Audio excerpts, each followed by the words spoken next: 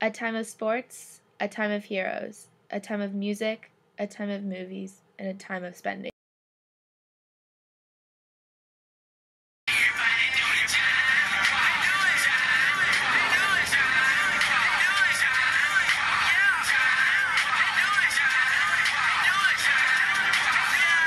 But for farmers, it was a hard time. No one bought products, so incomes dropped. 1 in 5 people had ownerships of cars, and the unemployment rate was 3%. People started using their money for their own leisure and entertainment. People started investing in stocks. When Herbert Hoover was the president, people used installment credits and started buying on margins, which meant buying stocks with loans from stockbrokers. The stock market crashed, which caused investors to sell people's stock. This caused panic, and people went to the bank to withdraw their money. Since the U.S. was heading into a Great Depression, the U.S. called Europe and demanded for their loans back we gave them previously. The start of the Great Depression was the stock market crashing. This was the most severe downturn in economic U.S. history.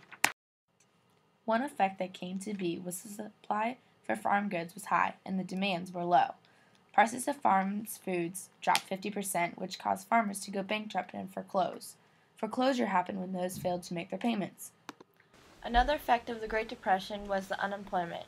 The unemployment rate rose by 22%, which led to Hoovervilles. Sorry. In the early 1930s, a Dust Bowl was created in the Great Plains. The Dust Bowl caused 2.5 million farmers to pack up and move west on Route 66. Herbert Hoover was disliked by the citizens because of rugged individualism, where he did not aid others in need of help. But Herbert Hoover made good decisions, such as wanting federal government and raised tariff prices to buy American products to improve our economy. Hoover wanted to balance the budget. He also wanted to meet the goal for increasing taxes in 1932, which included not paying for the unemployed veterans for their service. Roosevelt won the 1932 election over Hoover by a landslide. Some background info on Roosevelt was that he campaigned for relief for the poor and public works, which the government would fund to create jobs. Basically, he called this the New Deal, and it was his solution to improve the economy. The New Deal came about from campaigning he did during his run for president. Another main part of his plan was the 3 R's. Relief. He wanted to help those who were suffering from the Great Depression. Recovery. He wanted to change the suffering economy. And reform, so he could prevent future economic disasters. Right after his election, his first task was to shut down all banks. People had begun to lose their confidence with the banking system. Banks reopened within a week, now with the FDIC, Federal Deposit Insurance Corporation, in its works. After the bank situation, he created the New Deal and the programs that went with it. However, Roosevelt's New Deal ran into trouble with the Supreme Court when they ruled against the New Deal.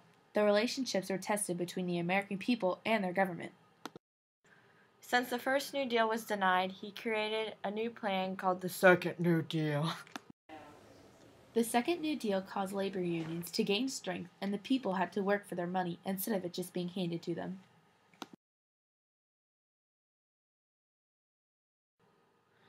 As a result for the 3 R's, relief was accomplished because millions of people enjoyed the help. Recovery failed, however, because jobs rose and the unemployment rate was still 10%. Reform was also accomplished because the FDIC restored the banks and the SEC took care of the stock markets. At the end of the New Deal, people felt Roosevelt was giving the future presidents too much power. He began to lose their support of the American people. New laws came along with the end of the New Deal, such as minimum wage and fair labor standards.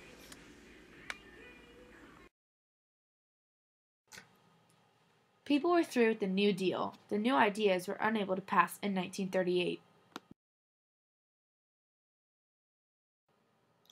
The official end of the Great Depression was when factories started to make supplies for World War II.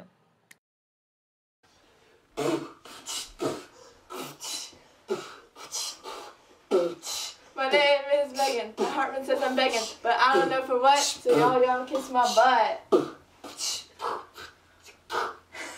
My name is Sydney. I got 2 kidneys. People say I'm good, but I'm really from the hood. Word.